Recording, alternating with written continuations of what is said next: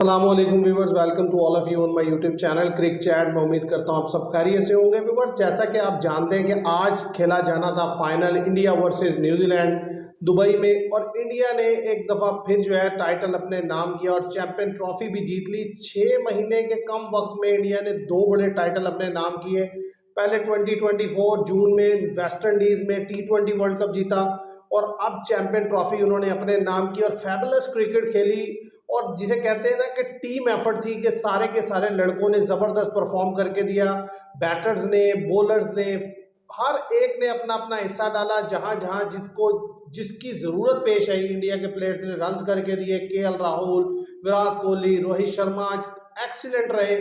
इसी तरीके से बॉलिंग में बात की जाए तो चारों स्पिनर जो थे उन्होंने न्यूजीलैंड बैटर्स को फंसाए रखा पूरे मैच में, और एक्सीलेंट बॉलिंग की। तो मेरे साथ है हमजा, मैं उनसे पूछता हूँ आप क्या देखते हैं, मैच कहां पर जो है वो इंडिया के पलड़े में जाता हुआ आपको दिखाई दिया? वैसे तो देखें, जब मैच स्टार्ट हुआ तब भी इंडिया फेवरेट था। 70-80% चांस थे कि इंडिया मैच विन करेगा, लेकिन टॉस न्यूजीलैंड ने जीता, बैटिंग की अर्ली ऑन, पहले 6-7 ओवर्स में बड़ा ज़बरदस्त खेल रहा था न्यूजीलैंड, लेकिन उसके बाद फिर एकदम से जो है जैसे स्पिनर आए तो आप देखिए पहले 10 ओवर का अगर मुआवजा कर ले तो 10 ओवर में 69 फॉर 1 एक विकेट लूज की न्यूजीलैंड ने। बड़ी स्ट्रेंथिंग पोजीशन थी न्यूजीलैंड की। पर जब आप देखें, जब वरुण चक्रवर्ती को लाए, उन्होंने विलियम को आउट किया, उसके बाद जब फोरी को कुलदीप यादव को ले, हम सोच रहे थे अक्षर पटेल को लाएंगे। पहले ओवर में वो रचिन रविंद्रा को पहली बॉल पे बोल्ड करते थे गुगली मार के, उससे अगले ओवर में केन विलियमसन को लेते हैं। उधर ही जो है मैच इंडिया की ग्रिप में आ गया था, क्योंकि जब आप देखें कि 100 के अंदर अंदर 3 आउट हो गए न्यूजीलैंड के। उसके बाद पार्टनरशिप चली, फिर रविंद्रा जल्दी आते हैं, वो विकेट गिरती चली जाती है। क्योंकि हम पहले भी कल की वीडियो में हमने वादे तौर पर बात की, अगर इंडिया को डिफीट होगी तो न्यूजीलैंड के टॉप ऑर्डर के जो 4 बैटर हैं उनको रन करना पड़ेगा, उनमें से 1 या 2 को रन करना पड़ेगा।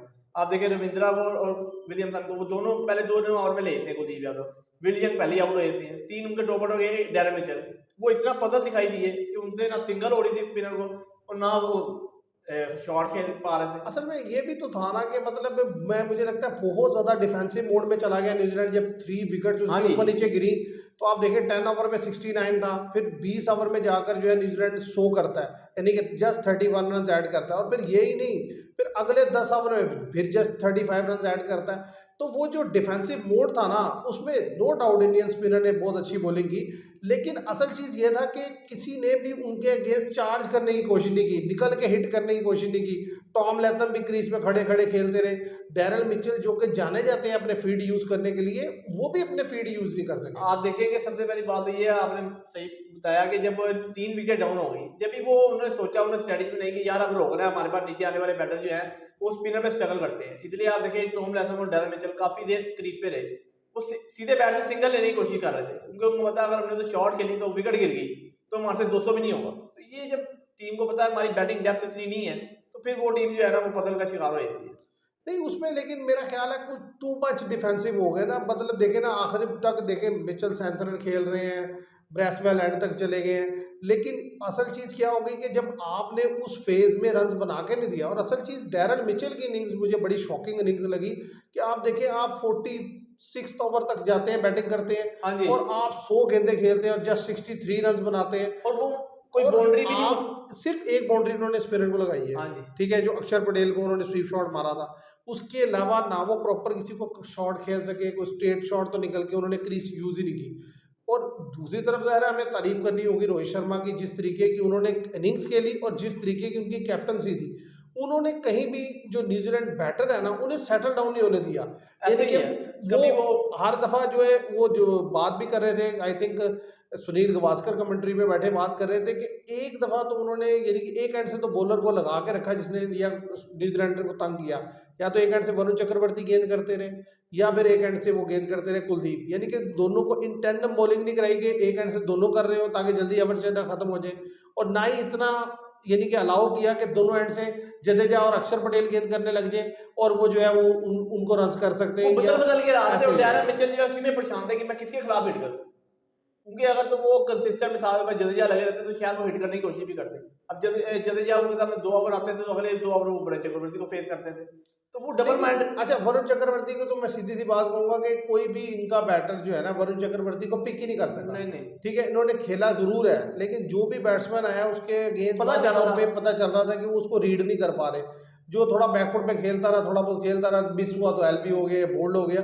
लेकिन असल चीज़ ये है कि उनके पास जो वैरायटी इतनी है स्पिनर की, अब देखें 4 स्पिनर प्रॉपर और 3 ऑलराउंडर हैं आपके हाँ जी। पास। असल में देखें टीम वही जीती है जिसके पास ऑलराउंडर ज़्यादा है, और ऑलराउंडर भी प्रॉपर वाकई ऑलराउंडर हो। आज भी देखें अक्षर पटेल की जो इनिंग्स है, जो उन्होंने पार्टनरशिप दी है श्री अय्यर के साथ आकर, वो एक्सीलेंट पार्टनरशिप थी। वरना वहां मैच एक मोमेंट पर फंसा हुआ था। ऐसे ही है अगर वो वहां 60-70 रन की पार्टनरशिप ना लगे और एक विकेट गिर जाए और केएल राहुल आए, तो मैच का सिनेरियो डिफरेंट हो सकता था।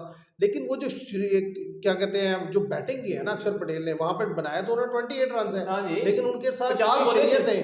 श्री अय्यर ने ऐड किया 30-40 रन, और श्री अय्यर की भी जितनी तारीफ कीजिए कम है। हाँ जी, नो और doubt. Top of the order जो है वो रोहित शर्मा, जिस तरीके से खेले, उन्होंने जो टोन सेट करके दी मैच की, वो बड़ी फेबुलस थी। देखिए होता क्या है कि जब आप सेकंड टाइम बैटिंग करते हैं ना, तो आपको ये अंदाजा हो जाता है कि यार हमने जो है किस तरीके से चलना है। और इंडिया जी का जो वर्कआउट करके आया था वो बड़ा एक्सेप्शनल था। उन्होंने देख लिया था कि पहले 10 ओवर में जो है अगर हम ज़्यादा रन बोर्ड पे लगाएंगे तभी हम मैच निकाल पाएंगे, क्योंकि बाद में विकेट ने स्लो होना है और हमारे से भी रन नहीं नहीं बनेगा, बने, उनको फिर पता बाकी है। रन बनेगा लास्ट ओवर्स में जाके। तो इसलिए उन्होंने पहले 10-15 ओवर में शो कर दिया, वही जीत दिलाई उसी चीज ने उन्हें। क्योंकि वरना आप देखें नेक्स्ट 15 ओवर में वो भी कोई खातिर नहीं खाना नहीं कर नहीं, सके। हाँ जी, सिंगल डबल भी। 16वें ओवर में इंडिया 100 करता है और 30वें ओवर में इंडिया का जाकर 135 होता है। तो आप अंदाजा लगाएं कि 14 ओवर 35 रन बनाता है इंडिया, नहीं नहीं, उनको पता है, नो ठीक है, डाउट। और 3 विकेट गिर जाते हैं। लेकिन क्योंकि उनकी बैटिंग डेप्थ इतनी ज्यादा है, और न्यूजीलैंड जाहिर है जहां स्ट्रगल किया वो ये है कि एक तो मैट हेनरी अनफिट हो गए, ठीक है, उनके प्रीमियर फास्ट बॉलर थे, उसके अलावा वो दोनों बॉलर ही नए हैं, ठीक, और अभी हाँ तीसरे जी, नेथन स्मिथ, वो भी कोई खातिर खा नहीं। और दूसरी चीज जो मैं समझता हूँ कि जो न्यूजीलैंड शायद पिक नहीं कर सका, वो ज़ाहिर है उसे करनी चाहिए थी कि वो एक स्पिनर शॉट लाया था।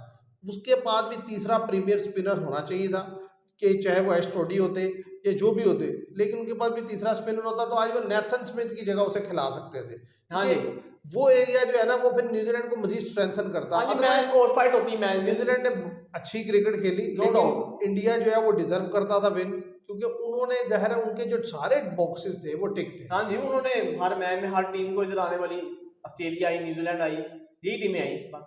और ऑस्ट्रेलिया, न्यूजीलैंड, पाकिस्तान आई। पाकिस्तान, जाहिर है जो टीम से उनका मुकाबला पड़ा उन्होंने। असल चीज़ क्या है, देखिए चैंपियन ट्रॉफी होता है एक शॉर्टर शॉर्टर फॉर्मेट फॉर्मेट का टूर्नामेंट होता है, यानी कि उसका जो ड्यूरेशन है वो बड़ा शॉर्ट होता है, वो बहुत ज़्यादा मैचेस तो नहीं खेले हाँ जी, जाते, लेकिन ये है कि बड़े क्रंच गेम खेले जाते हैं।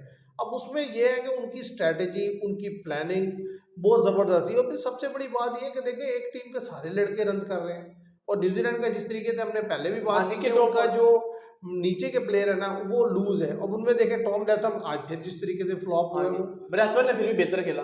ब्रेसवेल उन्होंने देखा अर्ली 250 ऑन का आकर थोड़ा स्ट्रगल किए, हाँ जी, लेकिन उसके बाद जिस तरीके से उन्होंने पिक किया, 250 ब्रेसवेल का ने बॉलिंग भी बड़ी जबरदस्त उन्होंने बॉलिंग भी बड़ी जबरदस्त की, खासतौर पे देख बेशक 2 विकेट ले सके, और एक क्रूशियल विकेट जिस मूवमेंट में उन्होंने निकाली उधर आ गए। उधर थोड़ा सा मैच न्यूजीलैंड के हक में आया था कि 2 विकेट डाउन हो गई, कि रोहित शर्मा जो है वो नहीं, स्ट्राइक, साथ ही फिर रोहित शर्मा को भी ले गए ना। वो नहीं, रविंद्रा ले गए वो तो। नहीं, कहने की बात ही हाँ जी, मतलब यानी कि उसी टाइम वो वो तो मोमेंट ये था, उस मोमेंट पर गेम उनके पास आया है, लेकिन न्यूजीलैंड उस चीज़ को जो है ना ग्रैब नहीं कर सका। उन्होंने एक तो उसके बाद मैंने देखा जैसे उन्होंने अपनी फील्ड फैला दी, सिंगल अलाउ किए, वरना वो जो 15-16 बॉल्स उन्होंने डॉट की थी, वहां पर जो है वो इंडिया पैनिक किया, जहां पर रोहित शर्मा ने हाँ विकेट जी, ली। उसके बाद भी वो 2-3 1-2 ओवर रुके हैं, पर उन्होंने फिर ध्यान से खेलते हुए विकेट नहीं थ्रो किया, वरना मेरा था कि श्री अय्यर गलती कर श्री अय्यर बहुत जबरदस्त हाँ खेले, जी, जितनी फैबुलस शॉट्स उन्होंने खेली, जितना, और खास तौर पे जितना कैलकुलेटेड रिस्क लिया उन्होंने, स्पिनर के अगेंस्ट बड़ी जबरदस्त सिक्स लगाए, हाँ आप जी, देखेंगे। और स्पेशली अगेंस्ट द स्पिनर,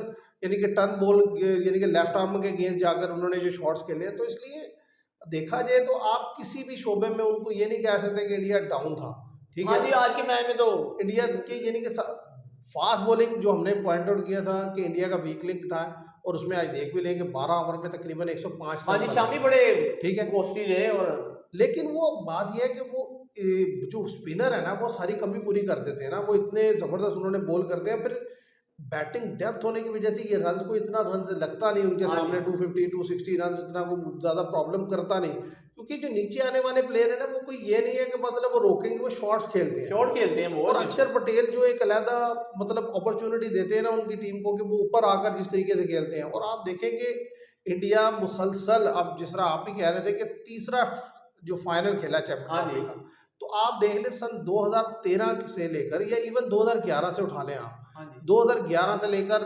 2025 तक जितने आईसीसी इवेंट आए हैं उनमें इंडिया मेरा नहीं ख्याल कि सेमीफाइनल से पहले किसी में बाहर हाँ, हुआ नहीं, सिवाय 2021 के वर्ल्ड कप के। ऐसे ही है अदरवाइज वो सेमीफाइनल या सेमीफाइनल ऐसे। फाइनल ऐसे ही खेला है। और चैंपियन ट्रॉफी में तो इतनी फैबुलस परफॉर्मेंस रही कि लगातार 3 दफा, हालांकि फाइनल में दुरानिया बहुत देर देर बाद आया, मतलब देखिए ना 2013 के बाद 2017 में चैंपियन ट्रॉफी खेलेगी, फिर 8 साल बाद 2017 के बाद 8 साल के बाद 2025 में चैंपियन ट्रॉफी खेली जा रही है। तो फिर एक टीम तीनों दफा फाइनल खेलती है तो वो डिजर्व करते थे वो जीतना।